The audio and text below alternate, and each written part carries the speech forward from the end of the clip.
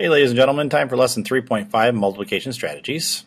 Please write down the I can statement. I can use different strategies for multiplying fractions to get started today. Alright, so here we go. Let's take a look at this multiplication problem. We've got 2/3 times 15. Now you remember doing those in class. We would take 1/3 of 15 and figure out what that was, and we know in this case 1/3 of 15 is 5, and then we would go back to our original fraction which had a numerator of 2, and we just do 2 times 5 equals 10. Okay? Now, we can also use the strategy to multiply and simplify, and we just started working with these in class too. You can see in this case I've taken my whole number 15 and put it over 1, because remember 15 divided by 1 is still 15, that's why that will work. Okay, so now I'm going to do 2 times 15 and 3 times 1, which gives me 30 thirds, or 30, remember this line here means division, 30 divided by 3. Okay, when I do that, that equals 10. You can see right here I've got 10, I also have 10 here. This involves much less steps, if you can see working across here, than the first way we did it. Alright? Now there is another way we can do this, and this one's pretty cool. Now if you don't catch it the first time, I'm going to go through quite a few examples, so hopefully by the end we'll get there. But we're going to talk about simplify and then multiply. Okay? So I've got 2/3 times 15. Okay? So I'm going to go ahead and I'm going to look at 2 times 15 and 3 times 1 here. Okay? Now what I'm going to do is I'm going to notice that 3 is a factor of 15. Okay, so I can cross out 3. I'm going to divide first. So I'm going to divide 3 by 3, and I'm going to divide 15 by 3. Okay, so when I divide 3 by 3, I get 1. When I divide 15 by 3, I get 5. Now I'm going to multiply across. 2 times 5 is 10, and 1 times 1 is going to give me 1. So I've got 10 over 1, which we know is going to equal the whole number 10. So what I did in this case is I actually reduced the original multiplication problem, and as long as one number in the denominator is a factor of a number in the numerator, we can do that. And it just cuts out some unnecessary steps, and you're going to see in some of the problems I'm going to show you why that'll be helpful. Okay?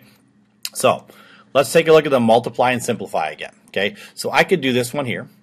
3 times 5, or 3/10 times 5/12. Can just multiply straight across. 3 times 5 and 10 times 12. Okay, that gives me 15 120ths. Now, what I need to do is then I need to reduce that into simplest form. Well, that's going to be a little bit tricky for some of us, figuring out how many 15s are in 120. Okay, but it ends up equaling 1/8. What if I could simplify that first, so I don't have that big problem at the end, and I get 1/8 as my answer right to start with? Well, let's take a look at how we do that. Okay, so I've got 3/10 times 5/12. Now here we go, 3/10 times 5/12. I notice that 5 is a factor of 10 and 3 is a factor of 12. So I can use those numbers to help me. So I'm going to take 3 and divide it by 3. That's going to give me 1. Now I'm going to take my 12 and I'm going to divide that by 3, and that's going to give me 4. So I've just reduced that down to basically 1/4. All right. Even though they're not in the same fraction, this will work every time. Okay. The next side, look over here, I've got 5 and 10. Well, I can reduce 5 by dividing by 5 to give me 1, and I can reduce 10 by dividing by 5 and giving me 2.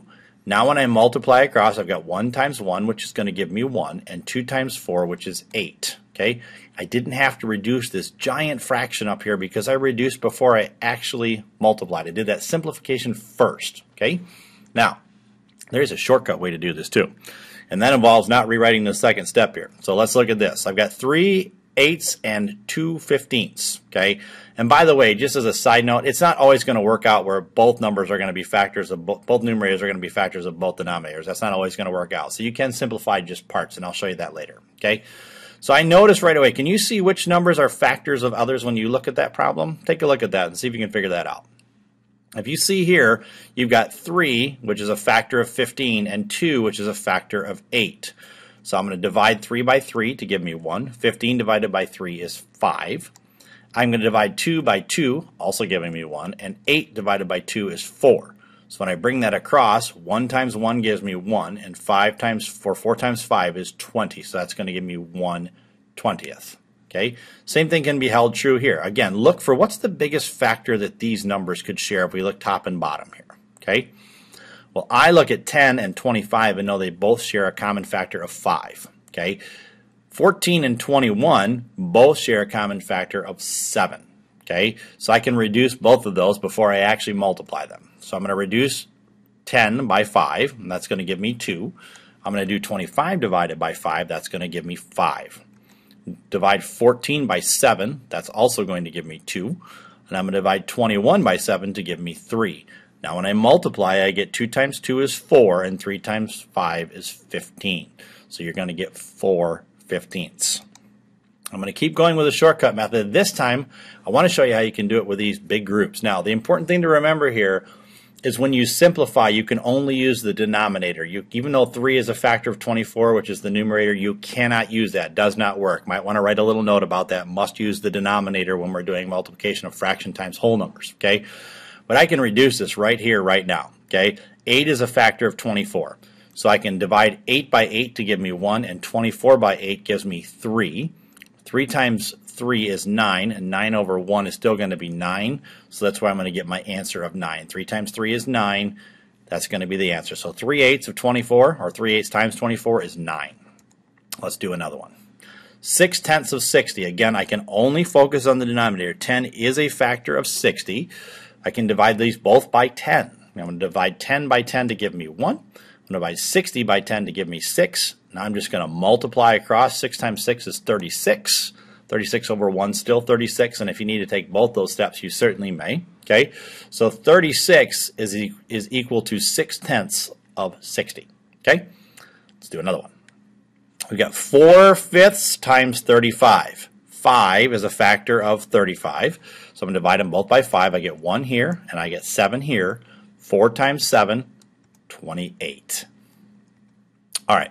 So I want to take a look at this one here. I want to show you some things where both numerators and denominators are not necessarily going to be factors of one another. Okay, so can you figure out which numerator is a factor of which denominator by looking at that? Okay, well if we look right down here, we can see we've got 6, okay, and 36. Those work together, but 5 and 7 don't. But it doesn't matter as long as I can take one numerator and one denominator and use those as factors of each other.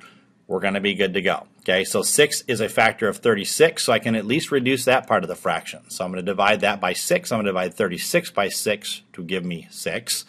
I just multiply straight across. 1 times 5 is 5. 7 times 6 is 42. So 5/42 would be my answer for that. Let's look at another one. I've got 3/9 times 7/11. In this case, both the ones that are factors of the, well, let me rephrase that. The numerator that's a factor of the denominator happens to be in the same fraction in this case, okay? So I've got 3/9. 3 will go into 9. I can reduce that right here, okay? I'm divided by 3. I'm divide that by 3, and I get 1/3. So 1 times 7, 7. 3 times 11 is 33, okay? Here are your practice problems, okay? Multiply. I want you to simplify first if you can. There might be a problem in here you can't simplify first. That's okay. But try to simplify first if you can. Now, if you're sitting at the end of this video going, I'm still a little bit confused on how to do that, go back a couple slides, re-watch those again, and just pay attention. Maybe copy the practice problems down first, and then go back and watch what I did, and then pause it so you can kind of work yourself through this step by step. And we'll see you soon.